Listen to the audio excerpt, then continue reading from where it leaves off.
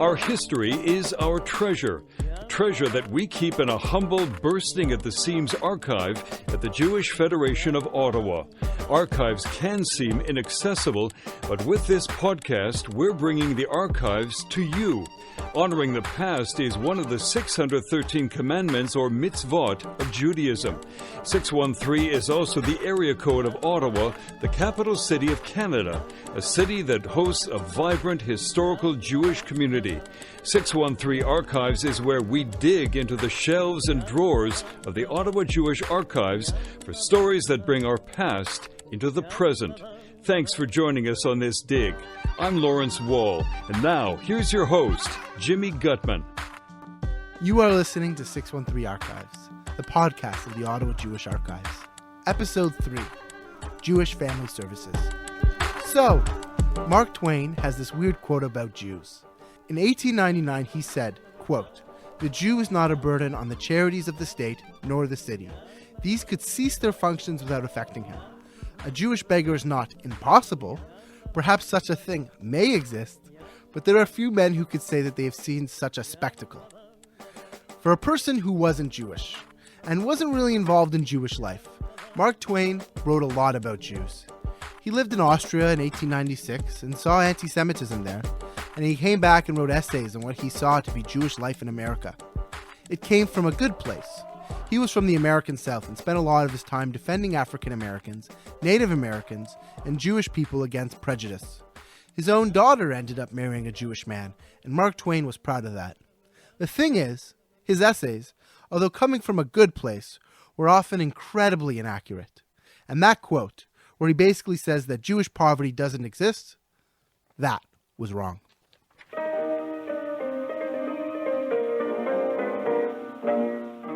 When it comes to class, Jews are often depicted as one-dimensional. Until today, they are understood in popular media as financially successful and self-reliant. Similar to the 2018 CBC documentary, What's with the Jews?, which was more about why Jews are so successful rather than wealthy, but it didn't help with the stereotype that all Jews somehow have a lot of money. Because the truth is, they don't. So one story I like to tell a lot, and anybody who's heard me speak will know, so I grew up in Ottawa. That's Andrea Gardner, Associate Executive Director at JFS. Every Friday night in my house, we always shared Shabbat dinner with friends of the family. And as I grew up, and as I became more socially aware, and as I became a social worker, and when I started the TICFA program, I used to share with the people around the table about what I'm doing with my, real social work hat on, young and very idealistic, talking about Jewish poverty in Ottawa, and all of the big machers around the table were talking about how we take care of our own. There is no such thing as Jewish poverty. That can't possibly exist. I'm like, it does, and here are the numbers. And I started to talk more and more about it.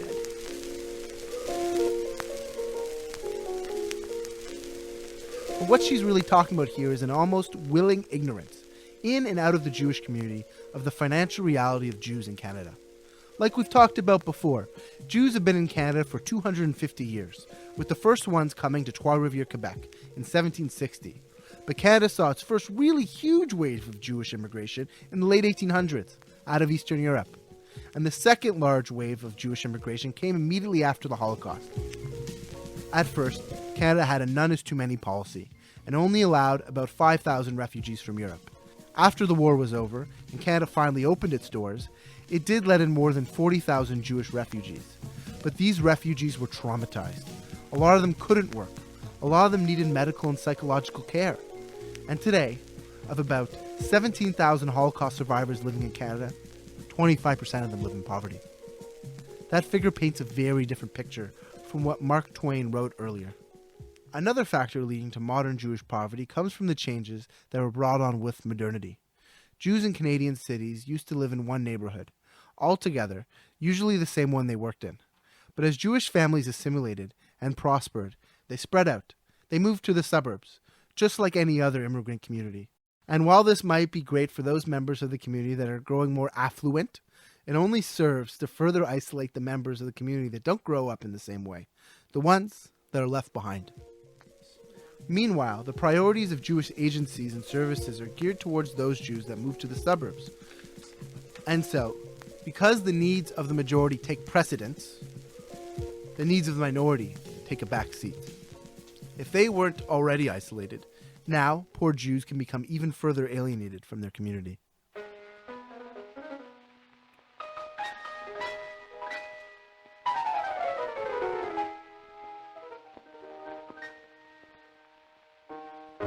I know that when the Tikva program first started, Jewish folks who were struggling with food security, with low income, had to go to a church to ask for money.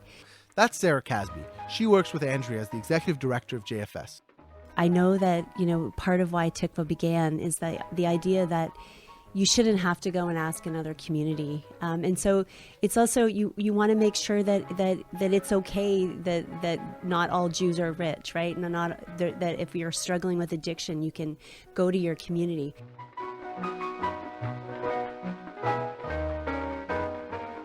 Another element of the story that I want to bring in is that the typical understanding of poverty is outdated. The Jewish poverty we see today is a little different. The thing is, you can't always see it. Jim Torcini, a social work professor at McGill University, wrote in a 1994 article, "Jewish poverty represents a distinct and unique phenomena because of its persistent invisibility. The Jewish poor are a minority among Jews because they are poor, and they are a minority among the poor because they are Jews. They lack representation in both communities." Studies didn't actually acknowledge the Jewish poor until the 1970s, when findings pointed to poverty rates between 15 and 20% in the United States. In Montreal, studies from the 70s until the 90s indicated that 1 in 5 Jews were living in poverty. When a person feels underrepresented or even discriminated against, they're not going to advertise themselves to the public. They're going to try to be discreet. In fact, Torcini writes again, in the same article, one study found substantial numbers of Jewish poor who did not avail themselves of services because they were too ashamed of being poor to utilize Jewish services, and too ashamed of being Jewish to make use of public services. That learned mentality, that it's somehow shameful to be poor and shameful to be Jewish, and even more shameful to be both poor and Jewish, puts a person in a really, really tough situation, especially when there's a public perception that their situation doesn't even exist in the first place.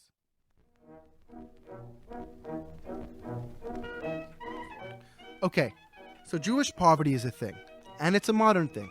But even though Jewish poverty in the modern world is a bit of a different beast, we also see Jewish poverty throughout history. And just like how Jewish poverty has always existed, Jewish philanthropy has always existed as well.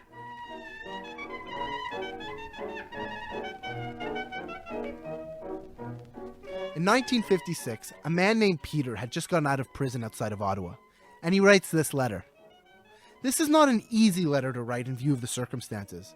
I'm not going to ask for any financial help. In fact, I don't expect help of that nature. At my release, I'm quite capable of making my own way. My immediate problem is that when I was arrested, I was wearing a very light summer suit. Naturally, if I'm released in the same condition as I came in, I'm going to be very embarrassed and, of course, feel very inferior. I thought perhaps you may know a Yiddish philanthropist about my size that is about ready to discard last year's overcoat and a dark suit that he would not miss. If I told you my story in full force, it would eat up all the paper in this institution. The person on the receiving end of that letter writes him back and arranges a set of winter clothes to be delivered to the prison on the date of his release. This is an early example of Jewish charity in Ottawa, and it wasn't a one-off thing. Jewish charity grew along with the Ottawa Jewish community.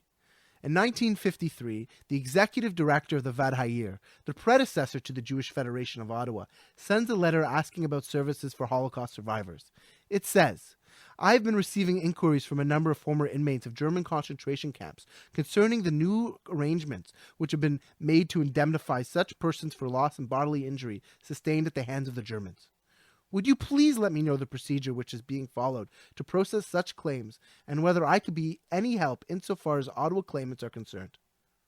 At this point, the VAD has been getting requests for social services for Holocaust survivors, and it doesn't know what to do. It's overwhelmed. So clearly, the community has needs, and its needs are not being met to satisfaction. I want to be clear that it's not like Ottawa was some kind of social services wasteland. It had options. For example, the Ottawa Hebrew Benevolent Society is one of the first charitable organizations that we see in Ottawa's Jewish community. It formed in 1897 as two separate organizations for men and women, and merged to form one organization in the 1930s. The thing is, while Ottawa Jewish philanthropy programs were good, they just weren't good enough. We've talked about how prevalent Jewish poverty was by the 1970s, and it wasn't going away on its own. By the late 1970s, people started talking about doing something more, something with a bigger impact. Just like the rest of Canada, Ottawa's Jewish community was now beginning to notice some big changes, and they would have to adapt. So the question is, how does the community adapt to change? The answer, like any responsible community would do, they organized the committee. In 1976, the Vad Hayir and the committee conducted a needs study of Ottawa's Jewish community. The study found that almost all of the community's needs were met using privatized services. It discovered that there were gaps in services available, that the community didn't have enough family and marital counseling, support for the elderly, education, support for newcomers, or any information services at all. Before 1976, the community had social services mostly in the model of a Hebrew Free Loan Society. That's one of the old Jewish concepts. A Jewish person can't charge another Jewish person interest on a loan. So the Hebrew Free Loan Society's model is just to provide interest-free loans to Jewish people, which is great. But often money only scrapes the surface of what people need. Plus, by 1976, Ottawa's Hebrew Free Loan Society was capable of giving 20 to 30 loans per year, and most of their work took place in Israel. In 1979, in the meeting minutes of what would become the solution to this problem, they write, "The Jewish community's character has changed. There is a large number of poor and welfare families, broken homes and marriages, especially in the younger group. A wider range of services appears to be needed in such spheres as medical and psychological, dental, legal, financial, marital, family, etc." And just like that, Jewish Family Services was born.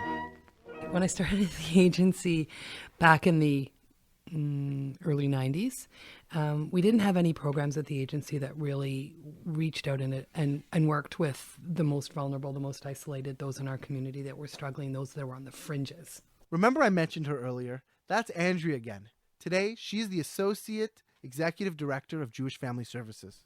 And so we started the TICFA program, which is our poverty relief program, and it really became a challenge to community, and it became a challenge to other agencies in the community to say, hey, we need to do something. We need to address this as we need to take care of our own. Really, that's really what it came down to. As early as 1977, the organization was already offering services to the elderly, Meals on Wheels, a telecheck program, fitness programs, transportation, and friendly visiting programs. For immigrants, they offered assistance in moving, finding employment, and learning how to drive. Jewish Family Services is a family service center, which means that we service families at all the levels that they are. So we have programs for Jewish individuals, families who are struggling with financial challenges, with mental health concerns. We do case management for that. That's our TICFA program. We have 2 seniors programs. We have a Jewish seniors program and a seniors program for diverse communities where our staff are seconded to different locations across Ottawa. We have a settlement service, which again is some of our staff are located here and some are seconded to different communities. We have a counseling group that has a walk-in counseling clinic that has 9 locations that JFS is the lead on. We have a counseling group and 3 different units for children, youth, and families, for couples and relationships, and for individuals. We also have a Shalom Bayit program, which is for Jewish women who are experiencing violence. Also in our counseling group, we have a connection with the Royal Ottawa and a CBT clinic, which is increased access to structural psychotherapy, which is funded from the Ontario government.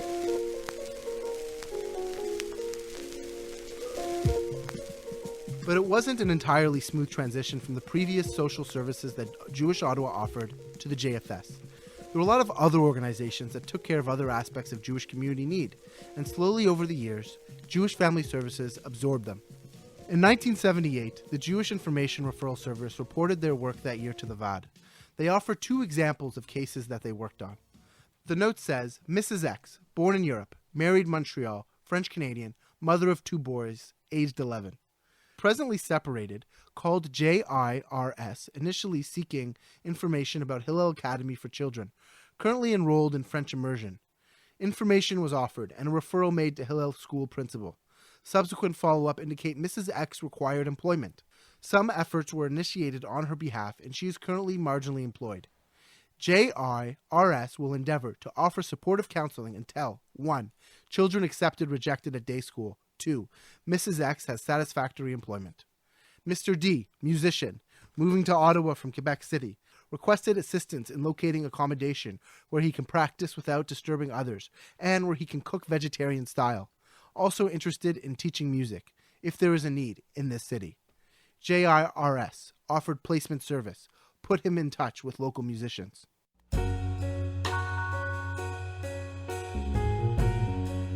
Going beyond Ottawa's Jewish community, there's this misconception out there that to be poor is to somehow be holy. It's a New Testament idea. In the Bible it says, "Blessed are the poor in spirit, for theirs is the kingdom of heaven." That's not to say that all Christians think this way. There's a lot of philanthropy in the Christian community as well. But still, because this is such a popular quote, it's become ingrained in people's minds.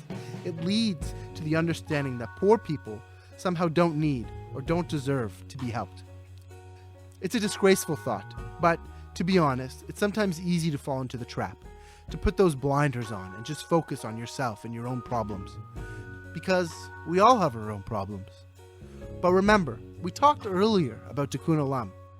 We've talked about it before on this podcast, and it factors a lot into the work of the JFS. In fact, it's central to what they do. Tikkun Olam is our mission statement, and we say that we live it every day. If you are here during a program, you will see it. Sometimes I'll be sitting with an Orthodox Jewish woman for counseling around, relationship struggles. We'll be walking out and we'll walk past, 3 women, Orthodox Muslim women, and seeing that kind of exchange and knowing that everybody is here because there's something that they need and something that they can benefit from. I think that's a true moment of Tikkun Olam.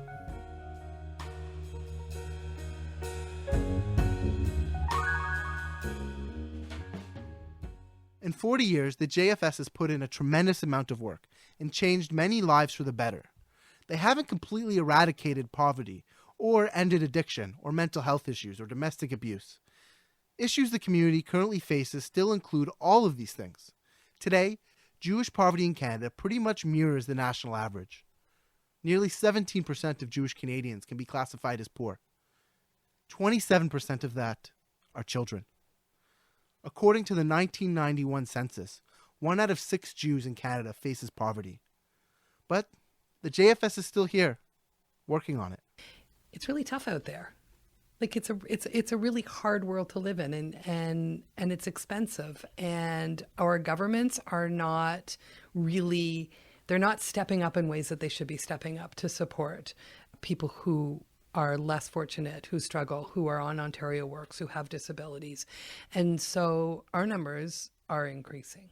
I think when we were with somebody about, the best thing that you could tell me is that you're out of business. Do you remember that? And the thing of it is that we would love to be out of that business, but we're never going to be out of the business. And the reality is that there's always going to be people on the margins, and there's always going to be people who don't feel connected, and we will always be able to create a space and a place and services that people can, within our Jewish community and without, for our other programs, feel connected.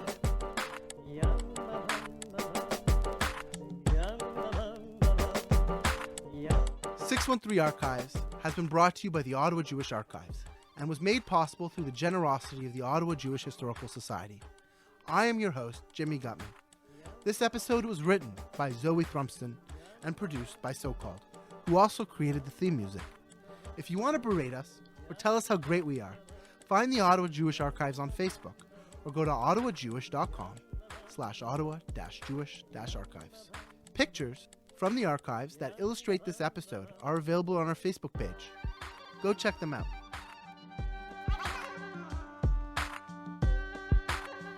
This episode was the brainchild of the Ottawa Jewish Archives, Zoe Thrumston.